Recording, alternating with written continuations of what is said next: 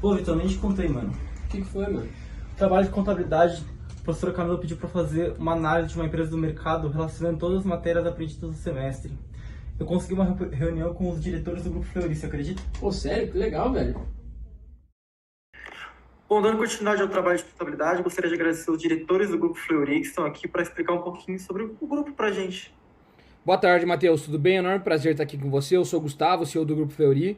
E estou com meus diretores aqui também. Eu vou dar uma introduzida na nossa história e depois eles vão entrar nas análises contábeis mais a fundo que você solicitou. Nosso time de marketing preparou esse slide para a apresentação ficar mais fluida para você, tá bom? Então, falando um pouquinho da nossa história aqui, a gente foi fundado em 1926 e em 1962 a nossa primeira unidade de atendimento foi inaugurada.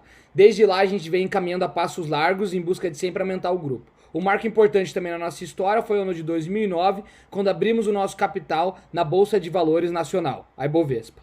Falando um pouquinho aqui também das nossas aquisições, neste período determinado que você solicitou, em 2017 foi a nossa primeira aquisição deste período, que foi o Grupo Serdil, e depois de lá a gente vem comprando vários grupos também, como o Instituto de Radiologia, de HMAX e esses outros que estão aí.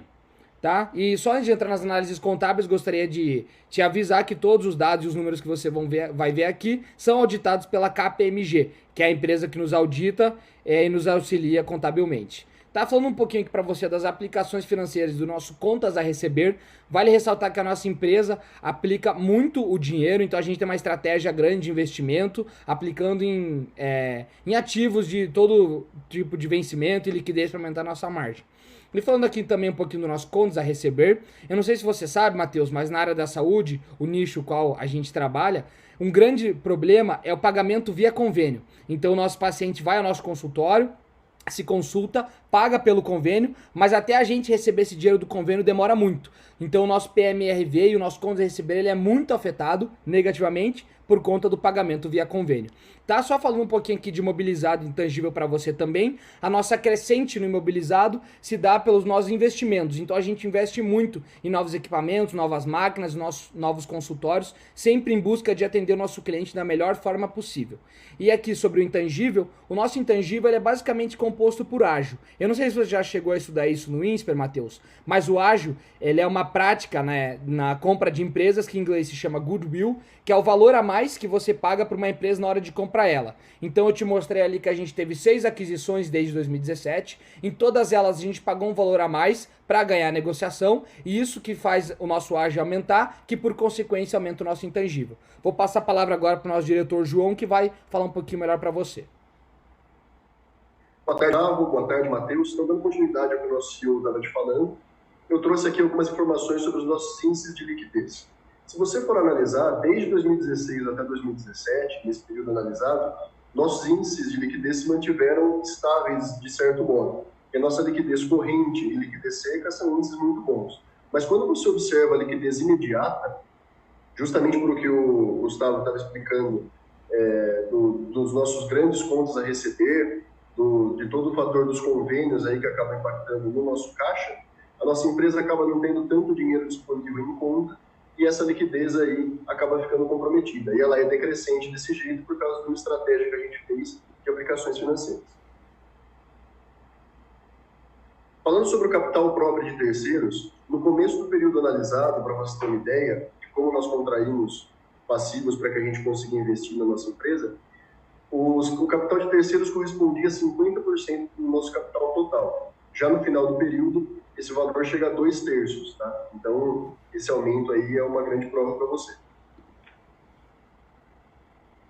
Falando sobre a despesa financeira, complementando essa parte, você pode ver que nossos empréstimos aumentaram, nossa despesa financeira aumentou e o nosso custo da dívida também chegou a ter uma alta de 1%, né? Então, a nossa despesa financeira nesse período aí teve um aumento de 70% em relação ao começo. E aqui eu trouxe 2 últimos índices para você, né? O ROIC, que você já deve ter aprendido aí na faculdade, que é o retorno sobre o capital investido, e o KD, que é o custo da dívida. Então, o nosso ROIC diminuiu em decorrência aí desse aumento de passivos, e o nosso KD, como a gente contraiu mais dívidas em decorrência dos juros, também teve uma alta aí, a gente trouxe isso de forma gráfica para que você pudesse ver, ficasse melhor para você. Agora, para falar sobre a nossa alavancagem financeira, eu vou passar para o João Montoro, nosso coordenador contábil aqui da empresa, e ele vai continuar a explicação. Muito obrigado, João. Boa tarde, Gustavo. Boa tarde, Matheus.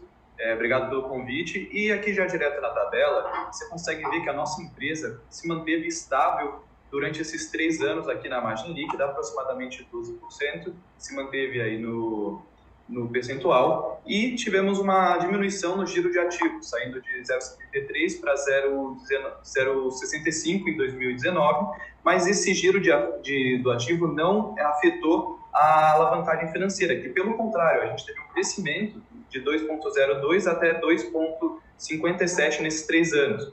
Então, apesar de já estar no número alto, a gente conseguiu aumentar ainda mais e faz com que a nossa empresa seja uma empresa alavancada.